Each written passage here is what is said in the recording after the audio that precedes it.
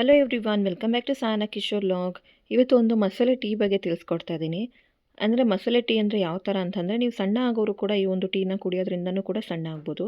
ಏಕೆಂದರೆ ಕೆಲವೊಬ್ಬರು ಅಂದ್ಕೊಂಡಿರ್ತಾರೆ ನಾವು ಟೀ ಕಾಫಿ ಬಿಡೋದ್ರಿಂದ ಸಣ್ಣ ಆಗ್ಬೋದು, ಹಾಗೆಯೇ ಟೀ ಕಾಫಿ ಕುಡಿತಾರೋದ್ರಿಂದನೇ ನಾವು ದಪ್ಪ ಆಗ್ತಿರೋದು ಅಂತ ತಿಳ್ಕೊಂಡಿರ್ತಾರೆ. ಅದರಿಂದ ಏನು ಮಾಡ್ತಾರೆ, ಕಾಫಿ ಟೀ ಎಲ್ಲನೂ ಕೂಡ ಸ್ಕಿಪ್ ಮಾಡಿ ಪಾಪ ಡಯಟ್ ಮಾಡ್ತಿರ್ತಾರೆ. ಬಟ್ ಆದರೂ ಕೂಡ ವೆಯ್ಟ್ ಲಾಸ್ ಆಗ್ತಾರಲ್ಲ.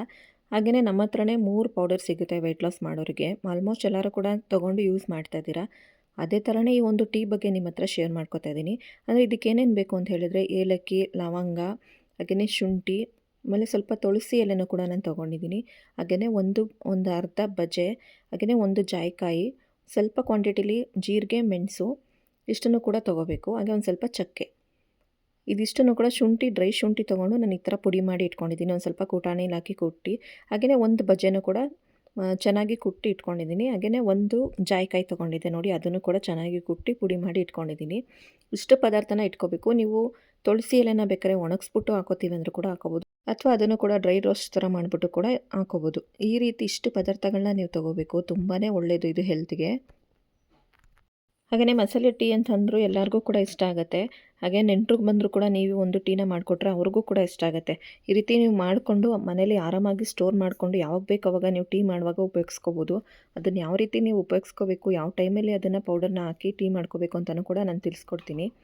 ಈ ರೀತಿ ಒಂದು ಪದಾರ್ಥಗಳನ್ನ ಹಾಕಿ ನೀವು ಒಂದು ಮಸಾಲೆ ಪೌಡರ್ನ ಮಾಡಿ ಇಟ್ಕೋಬೇಕು.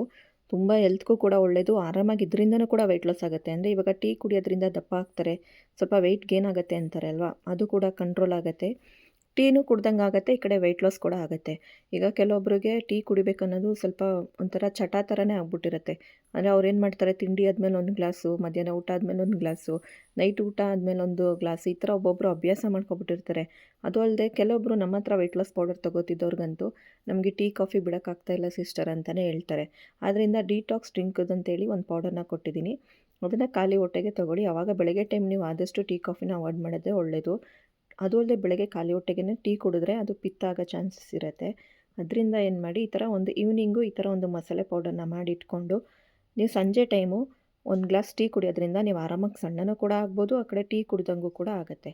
ಈ ರೀತಿ ಒಂದು ಪದಾರ್ಥಗಳನ್ನ ತೊಗೊಂಡಿದ್ದೀವಲ್ವ, ಅದನ್ನು ನೀವು ಈ ರೀತಿ ಒಂದು ಬಾಣಲಿಗೆ ಹಾಕಿ ಚೆನ್ನಾಗಿ ಫ್ರೈ ಮಾಡ್ಕೋಬೇಕು. ಇದರಲ್ಲಿ ನಾನು ಶುಂಠಿನೂ ಕೂಡ ಚೆನ್ನಾಗಿ ಕುಟ್ಟಿ ಪುಡಿ ಮಾಡಿ ಹಾಕ್ಕೊಂಡಿದ್ದೀನಿ. ಹಾಗೆಯೇ ಜಾಯಿಕಾಯಿ ಮತ್ತು ಬಜೆನೂ ಕೂಡ ಚೆನ್ನಾಗಿ ಕುಟಾಣಿಲಿ ಹಾಕಿ ಕುಟ್ಟಿ ಪುಡಿ ಮಾಡಿ ಹಾಕ್ಕೊಂಡಿದ್ದೀನಿ. ಈ ರೀತಿ ಚೆನ್ನಾಗಿ ಫ್ರೈ ಆಗಬೇಕು. ಅದು ಈ ರೀತಿ ನೀಟಾಗಿ ಫ್ರೈ ಮಾಡ್ಕೋಬೇಕು. ಏಲಕ್ಕಿ ಮತ್ತು ಶುಂಠಿನ ಆಲ್ಮೋಸ್ಟ್ ಟೀಗೆ ಉಪಯೋಗಿಸ್ತಾರೆ.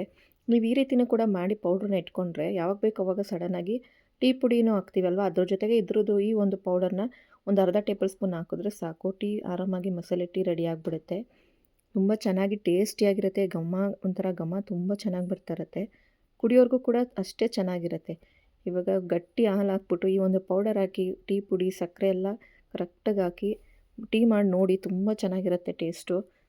ಈ ರೀತಿ ಒಂದು ಪೌಡರ್ನ ನೀವು ಫುಲ್ ಫ್ರೈ ಆದಮೇಲೆ ಈ ರೀತಿ ಒಂದು ಮಿಕ್ಸಿ ಜಾರ್ಗೆ ಹಾಕಿ ಮನೆಯಲ್ಲೇ ನೀವು ಆರಾಮಾಗಿ ಪೌಡರ್ ಮಾಡಿ ಇಟ್ಕೋಬೋದು. ಅಥವಾ ನಾವು ಹೊರಗಡೆ ಹೋಗ್ತೀವಿ, ನಮ್ಗೆ ಇದನ್ನು ಕೂಡ ಮಾಡೋಕ್ಕಾಗಲ್ಲ ಅಂತಂದರೆ ನಮಗೆ ಕಾಂಟ್ಯಾಕ್ಟ್ ಮಾಡಿ, ನಾವೇ ನಿಮಗೆ ಕೊರಿಯರ್ ಕೂಡ ಮಾಡಿಕೊಡ್ತೀವಿ. ಈ ರೀತಿ ಒಂದು ಪೌಡರ್ನ ನೀವು ಮನೆಯಲ್ಲೇ ಆರಾಮಾಗಿ ಮಾಡಿ ಇಟ್ಕೊಂಡು ಯಾವಾಗ ಬೇಕು ಅವಾಗ ನೀವು ಯೂಸ್ ಮಾಡ್ಬೋದು. ಇದು ಕೆಟ್ಟೋಗ್ಬಿಡುತ್ತೆ, ಹಾಳಾಗ್ಬಿಡುತ್ತೆ ಅನ್ನೋ ಚಿಂತೆನೂ ಕೂಡ ಇರೋದಿಲ್ಲ. ಹಾಗೆಯೇ ಇವಾಗ ಮಸಾಲೆ ಟೀ ಮಾಡಬೇಕು ಅಂದಾಗೆಲ್ಲ ಇವಾಗ ಏಲಕ್ಕಿ ಮತ್ತು ಶುಂಠಿನ ಕುಟ್ಕೊಂಡು ಹಾಕಬೇಕಲ್ವ, ಅದ್ರ ಬದಲು ಈ ಥರ ಒಂದು ಪೌಡರ್ ಮಾಡಿ ನಾವು ಇಟ್ಕೊಂಡ್ಬಿಟ್ರೆ ಈ ಕಡೆ ಮಸಾಲೆ ಟೀ ಆದಂಗೂ ಆಗುತ್ತೆ, ವೆಯ್ಟ್ ಲಾಸ್ ಕೂಡ ಆಗುತ್ತೆ. ಏನಕ್ಕೆ ವೆಯ್ಟ್ ಲಾಸ್ ಆಗುತ್ತೆ ಅಂದರೆ, ನಾವು ಇದರಲ್ಲಿ ಜೀರಿಗೆ, ಮೆಣಸು, ಹಾಗೆಯೇ ಶುಂಠಿ ಮತ್ತು ಲವಂಗ, ಅಂದರೆ ವೆಯ್ಟ್ ಲಾಸ್ ಮಾಡೋದಕ್ಕೆ ಯಾವ್ಯಾವ್ದು ಯೂಸ್ ಆಗುತ್ತೋ ಆ ಒಂದು ಪದಾರ್ಥಗಳನ್ನ ಯೂಸ್ ಮಾಡಿದ್ದೀವಿ. ಅದರಲ್ಲೂ ಬಜೆ ಮತ್ತು ಜಾಯಿಕಾಯಿ ಎಲ್ಲ ಸ್ವಲ್ಪ ಜೀರ್ಣ ಮಾಡುತ್ತೆ. ನಾವು ತಿಂದಿರೋ ಊಟನೂ ಕೂಡ ಜೀರ್ಣ ಆಗುತ್ತೆ. ನಾನ್ ವೆಜ್ ತಿಂದಾಗ ನೀವು ಈ ಥರ ಒಂದು ಗ್ಲಾಸ್ ಟೀ ಮಾಡಿಕೊಂಡು ಒಂದು ಅರ್ಧ ಗ್ಲಾಸ್ ಕುಡಿದ್ರೂ ಸಾಕು, ನಿಮಗೆ ನಾನ್ ವೆಜ್ ತಿಂದಿದ್ದೀವಿ, ಹೊಟ್ಟೆ ಉಬ್ಬರ ಆಗಿದೆ ಅಂತಲೂ ಕೂಡ ಅನಿಸೋದಿಲ್ಲ, ಆರಾಮಾಗಿ ಜೀರ್ಣ ಆಗುತ್ತೆ. ಈ ರೀತಿ ಒಂದು ಪೌಡರು, ಅಂದರೆ ಈ ಪೌಡರ್ ನೀವು ಮಾಡಿ ನೋಡಿ, ಮನೆಯೇ ಗಮ್ ಅಂತ ಇರುತ್ತೆ, ಅಷ್ಟು ಚೆನ್ನಾಗಿರುತ್ತೆ ಈ ಪೌಡರು. ನೀವು ಮಾಮೂಲಿ ಎಲ್ಲರೂ ಯಾವ ರೀತಿ ಟೀ ಮಾಡ್ತೀರೋ ಅದೇ ಥರನೇ ಮಾಡ್ಕೋಬೇಕು. ಫಸ್ಟು ಒಂದು ಬೌಲ್ಗೆ ಸ್ವಲ್ಪ ನೀರು ಹಾಕೋತಾ ಇದ್ದೀನಿ. ಹಾಗೆಯೇ 2 ಟೇಬಲ್ ಸ್ಪೂನಷ್ಟು ಟೀ ಪುಡಿ ಹಾಕೋತಾ ಇದ್ದೀನಿ. ನಾನಿಲ್ಲಿ 3 ಗ್ಲಾಸ್ಗೆ ಆದಷ್ಟು ಟೀನ ಮಾಡ್ತಾ ಇರೋದು. ಈ ರೀತಿ ಒಂದು ಟೀನ ಆಲ್ಮೋಸ್ಟ್ ಎಲ್ಲರೂ ಹೆಂಗೆ ಮಾಡ್ತೀರೋ ಅದೇ ಥರನೇ ಮಾಡಿ. ಬಟ್ ಹಾಲು ಹಾಕ್ಬಿಟ್ಟು ಹಾಲು ಮಳ್ಳ ಟೈಮಲ್ಲಿ ಈ ಒಂದು ಪೌಡರ್ನ ಹಾಕೋಬೇಕು. ಏಕೆಂದರೆ ಕೆಲವೊಂದು ಸಲ ಹಾಲನ್ನ ಪೌಡರ್ ಹಾಕಿದ್ರೆ ಒಡೆದೋಗೋ ಚಾನ್ಸಸ್ ಇರುತ್ತೆ. ಅದರಿಂದ ಪೌಡರೆಲ್ಲ ಫಸ್ಟ್ ಹಾಕಕ್ಕೆ ಹೋಗ್ಬಿಡಿ. ಹಾಲನ್ನು ಹಾಕಿ ಹಾಲು ಚೆನ್ನಾಗಿ ಒಂದು ಮಳ್ಳು ಬಂದಮೇಲೆ ನೀವು ಪೌಡರ್ ಮಾಡಿ ಇಟ್ಕೊಂಡಿರ್ತೀರಲ್ವ, ಆ ಪೌಡರ್ನ ಹಾಕಬೇಕು. ಘಮನೂ ಕೂಡ ತುಂಬ ಚೆನ್ನಾಗಿರುತ್ತೆ, ಟೇಸ್ಟು ಕೂಡ ಅಷ್ಟೇ ಚೆನ್ನಾಗಿರುತ್ತೆ, ವೆಯ್ಟ್ ಲಾಸ್ ಕೂಡ ಆಗುತ್ತೆ ಅಂಥೇಳಿ ಒಂದು ವೀಡಿಯೋದಲ್ಲಿ ತಿಳಿಸ್ಕೊಟ್ಟಿದ್ದೀನಿ. ಈ ಒಂದು ವಿಡಿಯೋ ನಿಮಗೆ ಇಷ್ಟ ಆಯಿತು ಅಥವಾ ಯೂಸ್ಫುಲ್ ಅನಿಸ್ತು ಅನ್ನೋ ಲೈಕ್ ಕೊಟ್ಟು ಸಪೋರ್ಟ್ ಮಾಡಿ. ಹಾಗೆ ಸಬ್ಸ್ಕ್ರೈಬ್ ಮಾಡಿಲ್ಲ ಅನ್ನೋರು ಆದಷ್ಟು ಸಬ್ಸ್ಕ್ರೈಬ್ ಮಾಡಿ. ಆದಷ್ಟು ನಿಮ್ಮ ಫ್ರೆಂಡ್ಸ್ ಆ್ಯಂಡ್ ಫ್ಯಾಮಿಲಿಗೂ ಕೂಡ ವೀಡಿಯೋಸ್ನ ಶೇರ್ ಮಾಡಿ.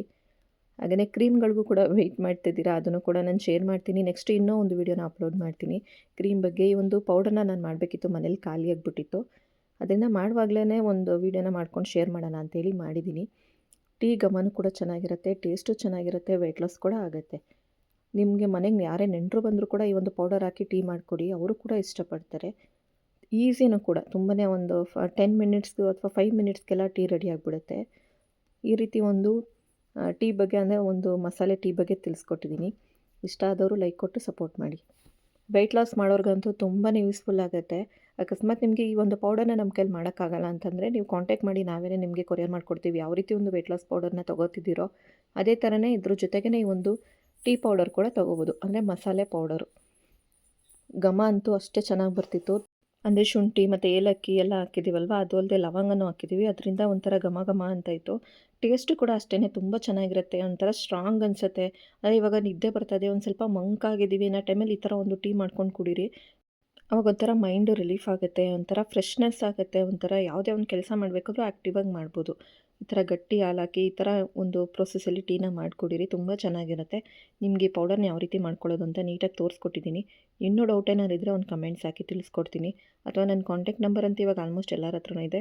ಬೇಕು ಅಂತ ಅನ್ನೋರು, ಡೀಟೇಲ್ಸ್ ಬೇಕು ಅಂತ ಅನ್ನೋರು ಕಾಂಟ್ಯಾಕ್ಟ್ ಮಾಡಿ. Thank you.